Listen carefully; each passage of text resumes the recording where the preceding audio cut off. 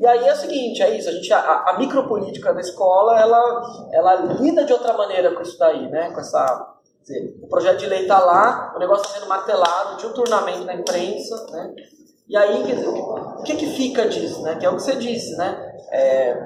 O projeto de lei vai demorar, né? O STF já tem gente já no STF dizendo que é inconstitucional, a hora que cair vai ter acórdão de repercussão geral, vão cair todos de uma vez. Só que o estrago não é só esse, né? De aprovar o projeto de lei. O estrago é de que as pessoas, em geral, elas não sabem a diferença entre projeto de lei e lei. Tem uma lei nova, entendeu? Quer dizer, é um projeto de lei que está lá caminhando a duras penas, nas comissões, né? Que tanto vocês quanto a campanha, quanto mais não sei quem estão ajudando a barrar, né? A protelar as agendas. A gente sabe que quem faz incidência política está fazendo isso, né? Está protelando. Quer dizer, o negócio está demorando lá. E está demorando porque tem resistência. E tem resistência porque o negócio é bizarramente tosco. Assim, é isso. Só que acontece que, como é que isso é percebido fora, né?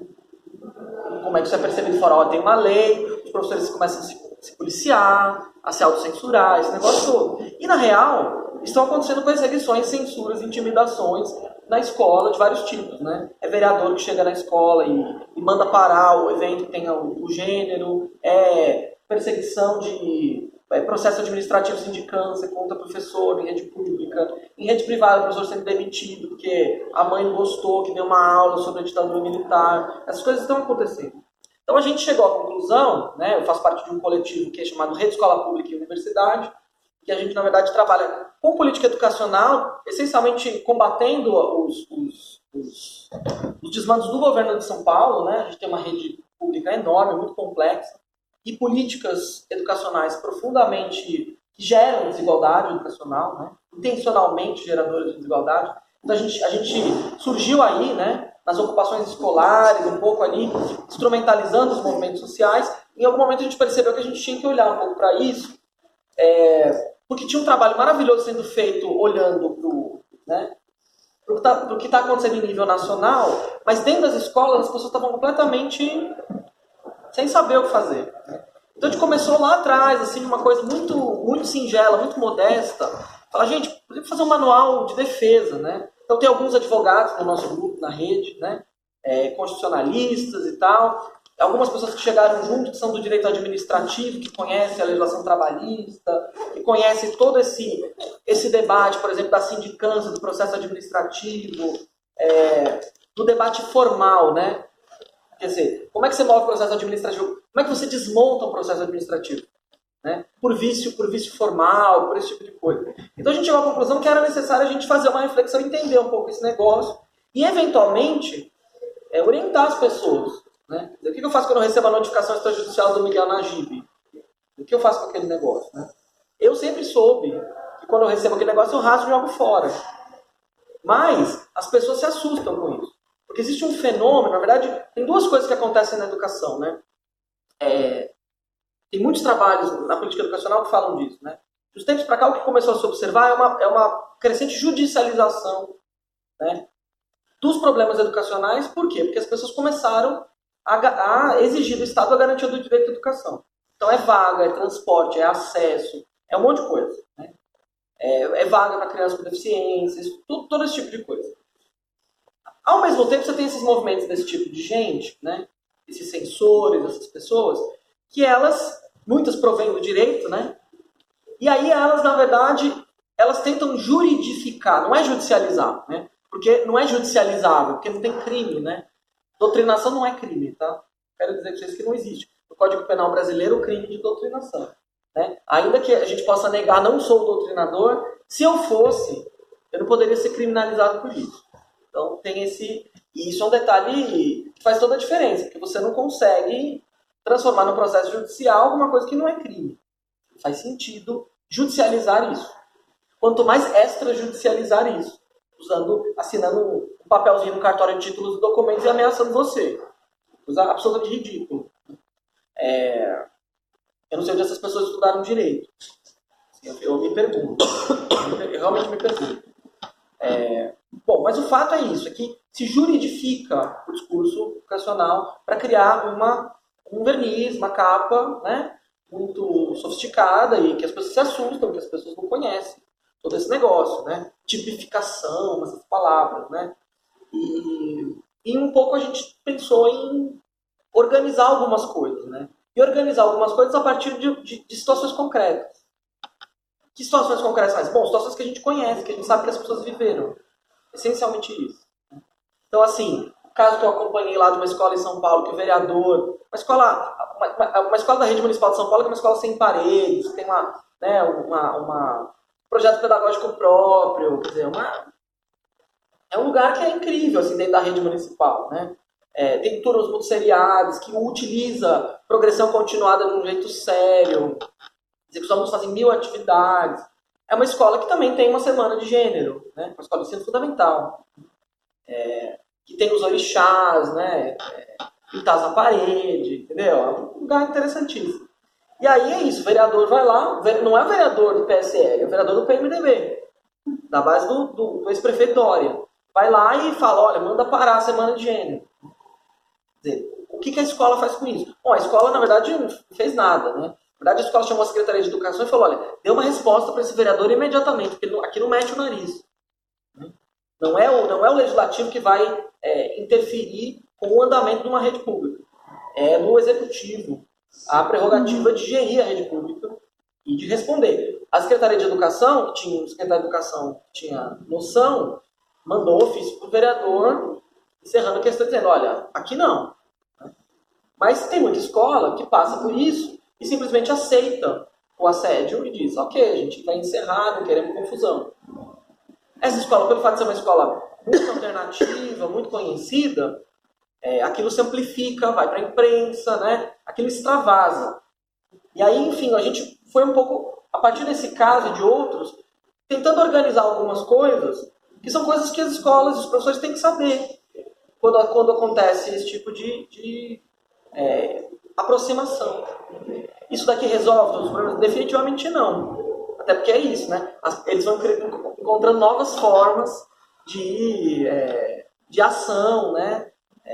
Esses mecanismos paraestatais, né? Eles vão dialogar um pouco com esse domínio simbólico, né? Do selo, da diferenciação. Eles vão dialogar muito nessa lógica da classe média, né? O que é diferente? Essa aqui tem um selo, não sei o quê.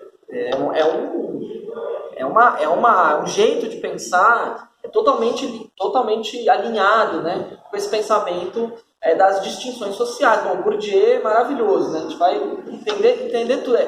São várias economias aí coexistindo, né? Como é que a gente vai criar essas distinções e fazer as pessoas brigarem por isso, né? Exigirem esse negócio. Bom, e aí então fizemos esse manual, que ele tem vários casos, né? Eu quero contar para vocês alguns desses casos. E aí eu acho, Diego, realmente, o debate da filmagem ele é crucial. Ele não está exatamente tão bem tratado ainda nesse manual. A gente está fazendo uma segunda edição desse manual neste momento, porque esse manual foi lançado em novembro, né, do ano passado. A gente lançou ele em novembro, logo depois da eleição. E o que a gente fez? O debate da filmagem estava rolando exatamente ali, naquela época. Então a gente, nesse momento, está, né, reformulando algumas coisas, e esse debate da filmagem é um deles, né? Porque a gente, claro, discutiu muito, conversou muito sobre isso. Bom, então esse manual, na verdade, ele começou numa estratégia totalmente reativa, né? De assim, olha, vamos responder juridicamente tudo. E ele levou muito tempo para ser feito. Então, nesse processo, a gente amadureceu um monte de questões. Então, a primeira coisa que esse manual não faz é abusar da judicialização. Na verdade, a gente chegou à conclusão, através de muitas conversas, esse manual teve muitos leitores. Ele teve poucos redatores e redatoras, cuja identidade nem está revelada aqui. As pessoas não são. Ele é um manual apócrifo, em certo sentido, né? E ele é subscrito por mais de 60 entidades nacionais. Isso visa um pouco também proteger as pessoas, porque eu acho que isso aqui tem muitos comprometimentos aqui, né? Claro que algumas pessoas falam por ele, eu sou uma delas, evidentemente, mas ele tem aí um número de redatores, mesmo que gira entre 6 e 8, tá? Homens e mulheres, pessoas da educação e do direito. Essencialmente, esse é o pessoal que trabalhou nisso, e ele teve muitos leitores e leitoras críticos, de várias áreas, que leram e releram e torceram esse texto, contra-argumentaram em cima dele, fizeram exercícios, quer dizer, se comportaram como o Miguel Najib em cima desse texto, para apontar todas as falhas, descobrir todos os flancos, para que a gente pudesse fechar todas as portas. E aí é isso, aí vem o selo Escola Sem Partido e a gente precisa entender como faz com isso. Bom, então esse manual ele não vai abusar da judicialização, porque ele vai entender justamente que esse pecado é deles, não nosso. O nosso pecado não deve ser judicializar tudo, até porque existe uma certa ideia, uma certa visão idealizada sobre o sistema de justiça, né? O sistema de justiça vai resolver e vai mediar todos os conflitos, né? Sobretudo conflitos políticos que são complexos. O STF vai resolver a questão dos projetos de lei em algum momento. Quanto mais acho que se tensionar, acho que a Vaza Jato agora vai ajudar um pouco o STF a levantar um pouco da cadeira. Mas, assim, é uma idealização gigantesca do sistema de justiça. Eu vou lá, às vezes, falar com o promotor lá no Ministério Público, a gente faz muita conversa com o Ministério Público. Aí ele fala, tem 500 e tantas ações aqui de acesso de vaga, de transporte. Não dá conta. Você não consegue resolver essas coisas. As pessoas depositam uma confiança que elas vão chegar lá e o sistema de justiça vai resolver tudo. Então a gente não pode ter essa né? Então a gente precisa, na verdade, esvaziar a juridificação, né? E judicializar estrategicamente aquilo que de fato for importante. Por isso que ele vai... Tem algumas questões aí que a gente, de fato, recomenda a judicialização, mas elas são muito específicas. O que a gente vai dizer é o seguinte, quer dizer, os escolas sem partido, esse povo aí, eles disputam a escola, né? Eles, de fato. E no fim das contas, assim, bom, todo mundo aqui, vocês que estão no governo, já estão indo em escola, fazendo discussão há muito tempo, né? Eu também já fiz discussões sobre escola sem partido em escola, né? E o que a gente vê um pouco é isso, assim, esse pessoal tenta trabalhar numa coisa que é minar as relações, né? Minar o espaço de confiança da escola, né? Então, assim, a relação, por exemplo, entre a família e os pais, a família e os professores e os estudantes e a gestão da escola, ela sempre é uma relação que tem a ver com a formação daquela pessoa, daquela criança, daquele jovem. Então, ela é uma relação que não está num contrato, né? Existem alguns contratos, né? Quer dizer, a escola privada, a família tem um contrato de prestação de serviço com a escola tem um contrato de trabalho dos professores, no Estado você tem um regime jurídico de serviço público entre o Estado e os professores, tem algumas relações de fato formais, né? Que, portanto, são passíveis de judicialização em algumas situações. Mas, por exemplo, não existe uma relação formal direta entre famílias e professores, né? De maneira que eu possa judicializar essa relação. A relação entre a família e os professores sempre se deu no âmbito da sala da orientação, da direção. As mães, os pais vão na escola quando tem algum problema, né? Puxa, olha, vamos discutir aqui, aconteceu um problema, entendeu? Fulano deu um tapa na cara do outro, xingou, entendeu? Vai repetir o ano, quer dizer, esse é o espaço, né? É um espaço pedagógico, é um espaço afetivo, né? De compartilhamento de coisas ali, e é isso que o Escola Sem Partido mina, né? Ele transforma a escola num espaço burocrático, em que todas as relações são judicializáveis, em que essas instâncias de controle invisíveis estão ali todo o tempo, né? Por isso a câmera, o vídeo, o áudio, quer dizer, todos esses instrumentos servem um pouco para ressignificar o espaço da escola, o espaço da relação.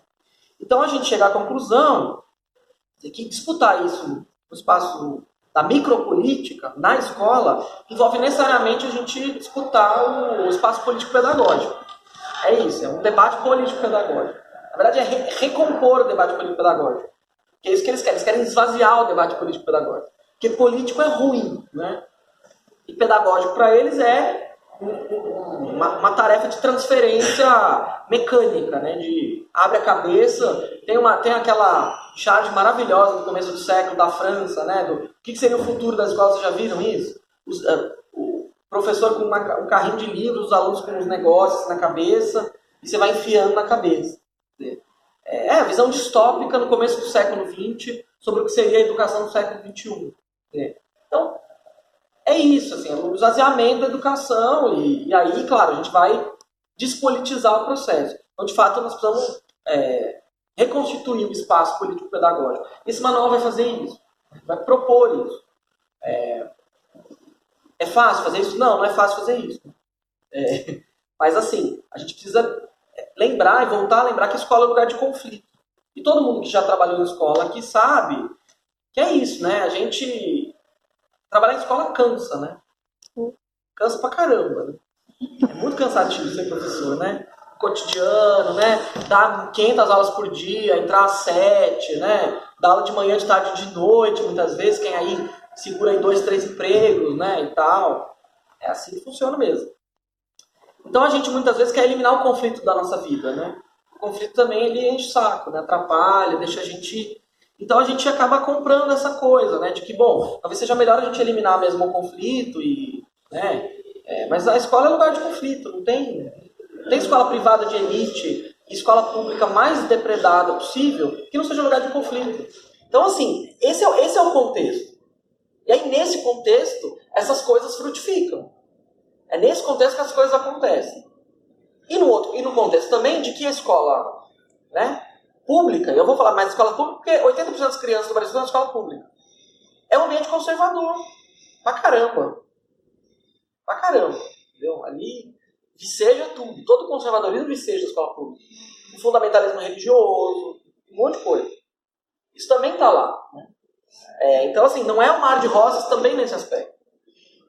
Então é difícil fazer esse lugar, sair desse lugar de, puxa, vamos pegar esse conflito aqui, vamos tentar tirar um proveito pedagógico desse negócio, vamos colocar todo mundo sentado aqui, para tentar entender, mãe, pai, o que vocês estão querendo combater a semana de gênero, que é tão importante?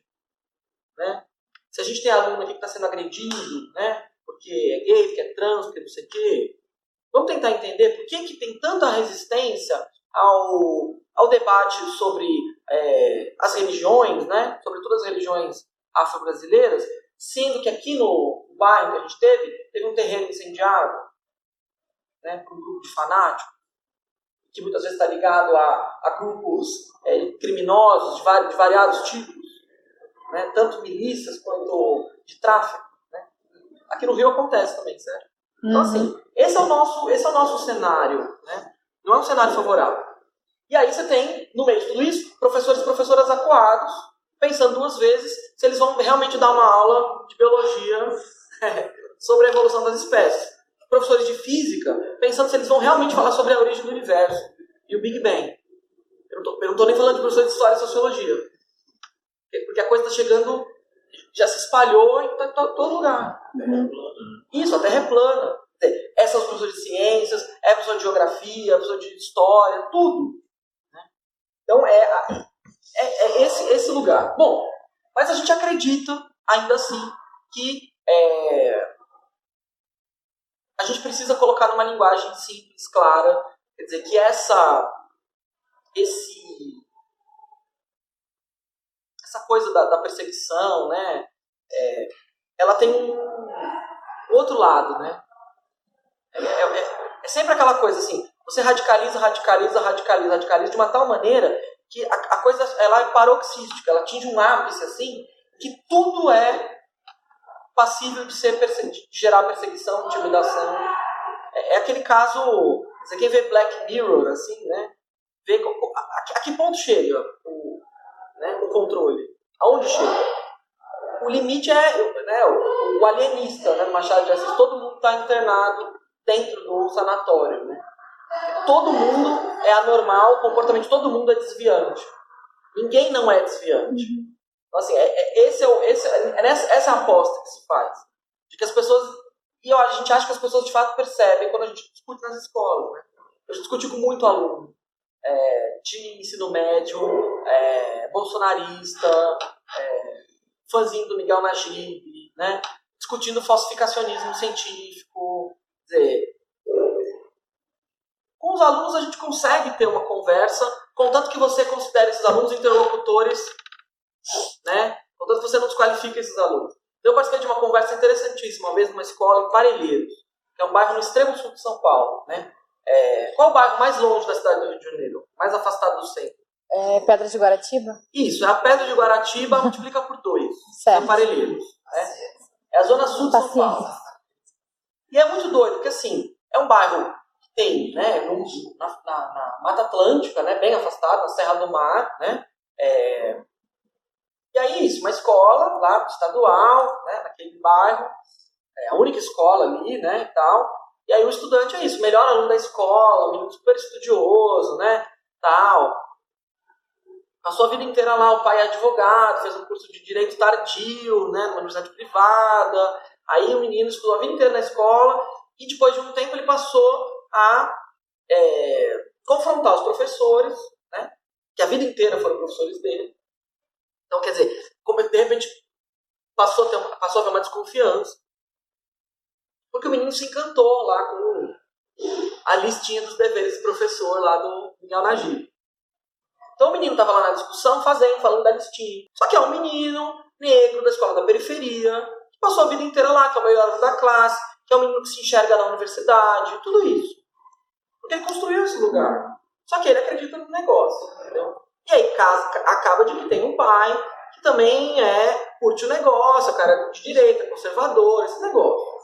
Então assim, as coisas obviamente se alimentam. Bom, o que acontece quando o menino começa a recitar um negócio? Eu estou lá sentado, discutindo aqui, igual a gente está aqui. O professor de língua portuguesa do menino, professor a vida inteira, levanta e começa a gritar com o menino. Como você acredita nisso? Pô, eu te ensinei, eu passei a vida inteira aqui te ensinando a ler. Eu te ensinei a ler João Cabral, eu te ensinei a ler não sei o quê, não sei o quê. Quer dizer, tá tudo errado, porque o menino passa a odiar mais o professor, né? O menino amava o professor e de repente eles se detestam, né? Por que isso? Quer dizer, esse professor ele não sabe o que fazer. Porque aí a gente começa a falar da filmagem. Se filmar minha aula, eu vou arrancar o celular, eu vou jogar no lixo o celular, vou arrancar, sabe aquilo? Quer dizer, o que é isso? Acho que a gente precisa pensar no que é. Como a gente vai lidar com esse negócio? Porque se a gente quer melhorar, reconstituir relações que foram minadas, não será dessa forma. Não será dessa forma. Então esse manual, ele visa trazer um certo esclarecimento em relação a algumas coisas. Não dá para gritar no debate contra a escola sem partido. Porque eles já estão gritando, né? Porque eles gritam e porque eles nos acusam de sermos nós, os doutrinadores que falam no megafone, que sobem no carro de som do PSOL, entendeu? É isso. A gente não vai ocupar esse lugar dentro da escola. Porque dentro da escola nós somos educadores, como sempre fomos. Eu sempre fui professor de química. Né? É isso que a gente faz. E é o que vamos fazer. Professor de história, a gente vai ensinar. Né? Vamos trabalhar as coisas, vamos ler, aprender a ler, aprender a fazer leitura do mundo, aprender a lidar com o dissenso, a contradição, os conflitos, né? A se entender, a socializar. É esse o trabalho. É o que se faz na escola. Então é isso que eles tentam subverter. Eu tenho uma opinião sobre a filmagem que é uma opinião assim, que ela não está exatamente expressa aí porque a gente está desenvolvendo esse negócio, mas é uma opinião particular, assim. A gente não tem como impedir ninguém de usar o celular para filmar nada. Mas a gente pode impedir, quer dizer, e a gente tem a obrigação de impedir que uma pessoa pegue uma imagem dessa e use para te caluniar. Isso é crime. Isso precisa ser judicializado. E aí os pais que orientam os filhos a fazerem isso têm que responder. Tem que responder. Entendeu? Porque o problema é esse. A gente se usa o celular, a câmera para filmar, por exemplo, para denunciar abuso doméstico. Para denunciar abuso policial na rua, né? Uma abordagem policial inadequada, racista. A gente sabe disso. A gente liga o celular na hora para filmar. E eles sabem que esse é um direito do cidadão. Né? Mas eles usam uma lógica, que é uma lógica tosca, né? De que eles estão filmando a prestação do serviço público, né? Para fiscalizar, para avaliar. Olha, esse é um argumento assim, honestamente, a gente vai ficar até o fim da história do mundo tentando achar a resposta, não vai conseguir. Porque vai ter gente que vai dizer que está correto. Então você pode usar essa quer dizer, tem aluno que tira foto da professora. Porque quer realmente anotar o negócio, entendeu? Tem gente que precisa escrever, e o celular estimula a preguiça. Tem escolas onde o uso do celular é inevitável porque é parte do acesso ao material didático. Eu, quando era professor de escola, eu já fazia atividades que os alunos usavam o celular, entendeu? Justamente para tirar do celular o lugar do proibido, entendeu? As pessoas não ficarem estimuladas a usar o celular. Assim, os professores têm maneiras diferentes de lidar com esse negócio. A minha maneira nunca foi proibir, porque é um saco, é ridículo. Sou eu que ocupo o lugar do autoritário que proíbe. A questão é o que a gente faz com esse negócio. Assim, catar o celular e jogar no lixo, gente, sabe? Assim, eu tô contribuindo para destruir as relações de confiança no espaço da escola. Então, de fato, a gente precisa se preocupar com o uso desse negócio. Agora, é isso. Uma vez que está filmado, as pessoas usam e... Então, assim, a gente tem que ser maduro aqui, né? Para discutir esse negócio. Claro que dá uma raiva que você quer pegar o celular e falar, olha, você tá transmitindo esse negócio no Facebook lá. Isso é minha propriedade intelectual. Exato, propriedade intelectual, eu sou o criador, Gente, olha, é muito idealizado esse negócio, entendeu? O Brasil não tem nem direito autoral decente para quem publica livro, entendeu? Faz vídeo, produção autoral, quiçá para coisas assim, entendeu? Eu acho que o professor é intelectual, concordo, gente, não estou discordando. Mas acho que a gente vai ficar chovendo no molhado. Não vai conseguir. Não vai resolver o problema. Não vamos lidar com nada do que de fato a gente precisa lidar. Entendeu? Porque o que eles falam como doutrinação pode ser, por exemplo, eu falei com meu amigo e ele falou, cara, eu acho que doutrinação. Eu falei, cara, você chegou e falou alguma coisa pra você? Ele, não, mas um dia ele só vinha sem camisa de marca. Eu fui perguntar pra ele por que ele não usava camisa de marca. E aí ele falou que era porque ele não recebia nada para divulgar a marca e que ele achava que o produto, e deu a explicação dele de acordo com o que ele acreditava. Eu falei, cara, mas você acha que isso é doutrinação? Se você questionou o professor sobre um assunto pessoal da vida dele. E aí, tipo assim, o que ele teria que você falar? Eu posso falar da minha vida pessoal. Exatamente. Eu não sou uma pessoa. É quase isso. É muito complicado essa relação que se estabelece entre doutrinação e a vida do professor, né? Tem o assunto da política. Aí o aluno fala pra você, quem você vai votar, professor? Quando aí você fala, Mas essa questão é tão complicada que ela não é tipificada como crime. Exatamente. E a preocupação com o limite é inexistente. Já é tranquilo você ver dia sim, dia não, nas redes do Escola Sem Partido, eles falando para os pais, as pessoas que acompanham as páginas, para eles fiscalizarem as redes sociais, Facebook pessoal, dos professores, fora da escola. Você tem casos deles expondo fotos de professores em eventos de sindicato, fora da escola. Fora da escola. O ser dentro ou fora da escola não é a questão para eles. A questão para eles é impor uma perspectiva. Qual o limite de um evento de sindicato e de um bar tomando uma cerveja? Que pode ser visto como uma imoralidade. Qual o limite entre isso e um show em que eu tô, entendeu, sem camisa, rodando, porque eu sou roqueiro? Que no Rio, carnaval, né? Isso que eu tô fantasiado. Qual é o limite entre essas coisas? O governador do pessoal, né, que uma das coisas que as pessoas usam para desmoralizar ele é a fantasia de carnaval. Isso, que eles botam. Tarcísio. Porque se veste de Emília, gente, eu acho que é maravilhoso, gente. A gente considera uma coisa positiva. Não, mas eu acho que essa é a questão. Porque a coisa vai para um nível de radicalidade tão grande que o paroxismo é o controle total sobre a vida privada. Quer dizer, então assim, o professor então é uma pessoa pública cuja vida privada tem que ser controlada e tem que servir ao público todo o tempo. Isso é uma coisa absolutamente insana. Essa é uma ideia infantil, né? Quando você é criança, você vê o professor chegar na sala. Eu, pelo menos, não tinha ideia. Para mim, o professor, ele meio que brotava ali. Eu não imaginava que ele era casado. É verdade. Sobre a vida do professor, fora da sala de aula. A gente faz isso até na faculdade. Né? A gente faz isso até na faculdade. A gente acha que os professores da faculdade não têm vida, né? Professor, você aqui. Porque na faculdade eles viram sobrenomes, né? Nos livros, nos artigos, né? Eles viram autores. Então a gente nem sabe quem são essas pessoas, né? Não tem que comem. E né, é muito interessante você estar dizendo, porque é isso mesmo, gente. E assim, quer dizer, esses pais, essas mães que defendem essas coisas, eles ainda estão naquela infância, né? Eles idealizam. De fato há problemas para resolver de várias ordens, né? É quando rola aquela confusão, né, com o termo tia, né? O tia é uma aproximação assim tão pessoal, tão afetuosa, né, que você não tem uma separação do professor como profissional, como um ser político, né, como um ser humano, na verdade, né? Você tem a figura do tio, da tia é para sempre, né? Então, assim, essa fronteira do o meu pessoal, o meu profissional, para a família do meu aluno, ela não existe, assim. Para o meu aluno de 6 anos, que no outro dia me perguntou, mas, Luísa, onde está a sua cama? Onde você dorme, assim, pela escola? Assim, porque ele achava que eu morava na escola, né? Onde é a sua cama? É super natural. Normal, tranquilo agora. Super natural. O pai dele provavelmente acha que a minha cama é na escola também, né? Que eu durmo lá, que assim, que eu vivo e respiro aquele lugar. Você é parte da mobília. Eu tô ali para cumprir a função de passar conteúdo, né? Eu sou quase um gravador.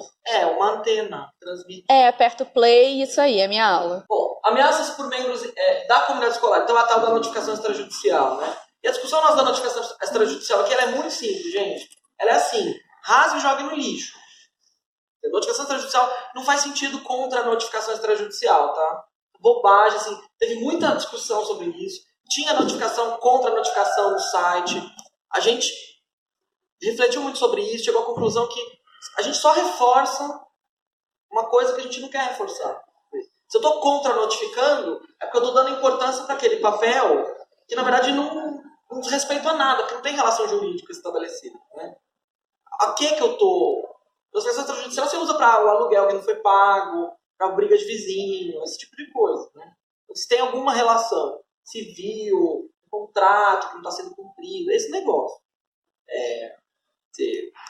A família não tem que resolver as coisas do professor. Essa é a dificuldade da escola privada. Porque a família tem um contrato de prestação de serviço com a escola privada. E a escola privada, por sua vez, trabalha numa lógica mercadológica.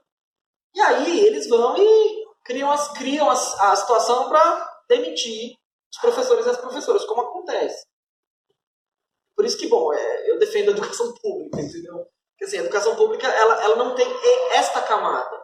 Porque essa camada é uma camada que, assim, sobre a qual a gente tem muito pouco controle. Porque ali você tem uma relação privada, né? A escola privada ela vem de soluções. Né? Esse é o discurso padrão cada uma vem de uma coisa. Das grandes redes. Né? E o problema vira uma questão de oferta e procura. Né? Quando o problema ele aparece como uma demanda do seu mercado, aí então você vende uma solução. Mesmo que o problema seja inventado, você inventa uma solução. De toda forma, quer dizer, a Justiça do Trabalho, as escolas privadas, elas são supervisionadas pelo Estado. Então, assim, não é que é uma coisa tão automática. Mas, assim, é uma questão de trabalhista. Né? Então, a família e o professor diretamente não têm essa relação jurídica. E quem acredita que ela existe e acha que vai mandar uma notificação extrajudicial para atacar o não cumprimento de alguma coisa, está errado. As famílias deviam mandar notificação extrajudicial se elas quiserem ir para a escola. Entendeu? E aí os professores deviam acionar também a escola. Porque na real, assim, se vocês querem saber, aí é uma opinião minha, isso não está escrito no manual, mas isso é uma decorrência lógica do manual. As escolas, as redes de ensino e o Estado têm que vir junto dos professores e brigar junto com os professores. Eles não podem isolar o professor e achar que não tem responsabilidade nenhuma. Sim. Né? Porque a questão é essa. O professor trabalha na escola privada, a relação dele é com a escola, a relação dos professores é com o Estado na escola pública, então é o Estado que tem que proteger o professor. Esse lugar individual da prestação do serviço, do operário que presta um bom serviço ou um mau serviço, o saque, isso não faz sentido quando a gente está falando de professor. Isso não faz sentido jurídico. Né? Isso pode até fazer sentido no imaginário, né, das pessoas que acreditam nessa doideira de que a educação tem a ver com uma relação de consumo. Né? O Garcia Canclini já discutia isso, né? A relação entre a cidadania e o consumo, né? Aproximar essas duas coisas, esses dois modos de existência. Né? Quer dizer, o cidadão é o consumidor e que essas coisas, não numa lógica necessariamente negativa, mas numa lógica de que as duas coisas vão se aproximando cada vez mais. Né? Então, assim, isso é uma coisa que vai acontecer mesmo. E esses movimentos aí, eles usam e abusam disso.